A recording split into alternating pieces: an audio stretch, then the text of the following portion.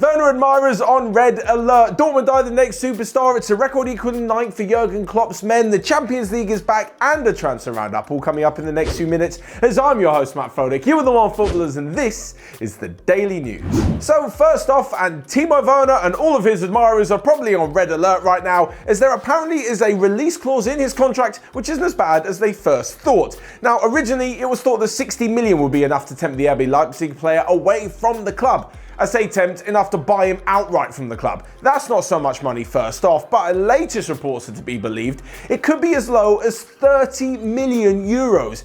I mean, we spoke about it before, that is an insanely cheap amount of money for one of the Bundesliga's best strikers. Of course, every single club in Europe is going to want a player with the quality of Timo Werner, but it seems that Liverpool are the ones who are really going to make a play for it. In the last few days, Werner has spoke about how his style of play is suited to the Liverpool style of play, and personally, I really think it is. The way that Firmino drops deep and then Salah and Mane attack with speed from the wings and exploit the space in behind, that's literally perfect for Timo Werner. He's got bags of speed and he's got the composure to stick the ball in the back of the net when he gets to facing the opposition goalkeeper. This would be a quality move, although he does have to contend with the fact he's going to be trying to break in to one of the best front threes in world football. So it seems that with such a low release clause, Timo Werner's literally got the pick of all the clubs in the Champions League. He could be going to a Champions League winner this summer. And talking of the Champions League, we've teamed up with our friends over at Expedia to give you guys the chance to win 2 tickets to the UEFA Champions League final in Istanbul with their Play the City competition. Through Play the City, Expedia is inspiring travelling fans to become fans of travel by experiencing more of the cities that play host to some of football's greatest moments and creating unforgettable memories along the way. Next month, we at Onefootball will be showing you just how we're doing that along with Expedia as we travel to the home of the current European champions. Keep an eye out for that next month. The competition finishes on March the 19th, so click the link in the description down below to Play the City and test your knowledge against football fans from all over the world with the chance of winning 2 tickets and an unbelievable experience to the Champions League final and all that Istanbul has to offer.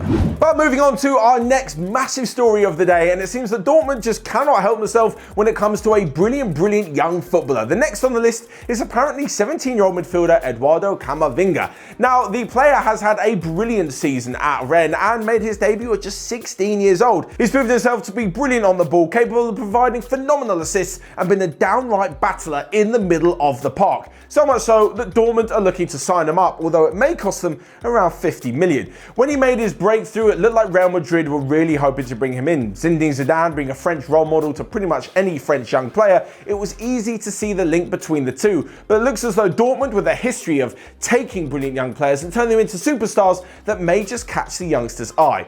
If I were him, I'd probably choose Dortmund. The pressure at such a young age at Real Madrid can often get to players who'll have to contend with players like Kroos, Modric, Casemiro and Fede Valverde, and it just makes a little bit more sense to go to Dortmund. We all know they'll have a lot of money because, well, Erling Haaland may not be there for long, especially if his low release clause is to be believed, so they'll definitely have some to spend. Camavinga knows that Dortmund will be a brilliant next step, and I could just see this move happening in the summer. Anyway, moving on though, and almost back around to Liverpool, because Jurgen Klopp had a brilliant night last night.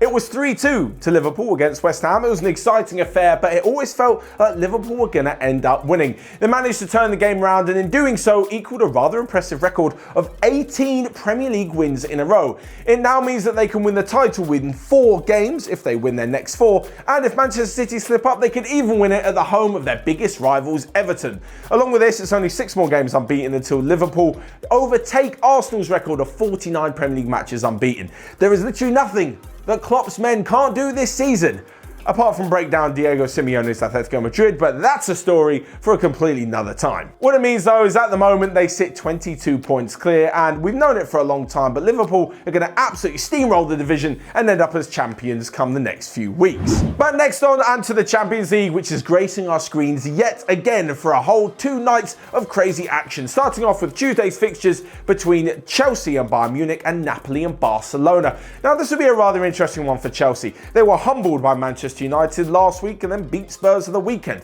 They've definitely got a few injuries, and can Frank Lampard's young squad really contend with the hottest striker in Europe in Robert Lewandowski and the unbelievable talent that Bayern Munich seem to have at the moment? I'm not so sure which way this one's going to go, but I think a narrow win for Bayern at Stamford Bridge is going to be the outcome of the first leg.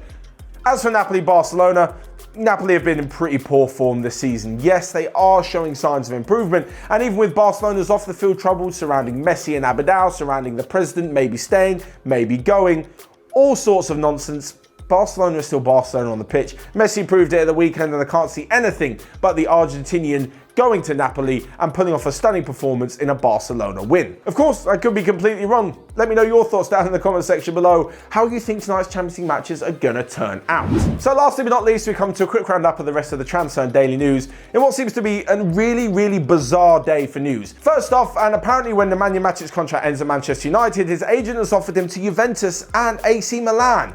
That would be a real coup for Matic to move to one of those clubs.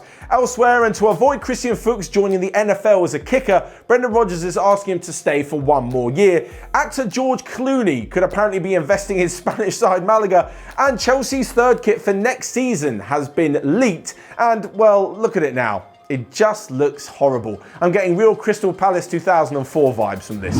Anyway, you guys let me know your thoughts on all of that and the rest of today's daily news in the comment section below. Whilst you're at it, you can smash the like button and click here or here to check out all of the other videos we've got going on Onefootball. But until next time, I'll see you guys later.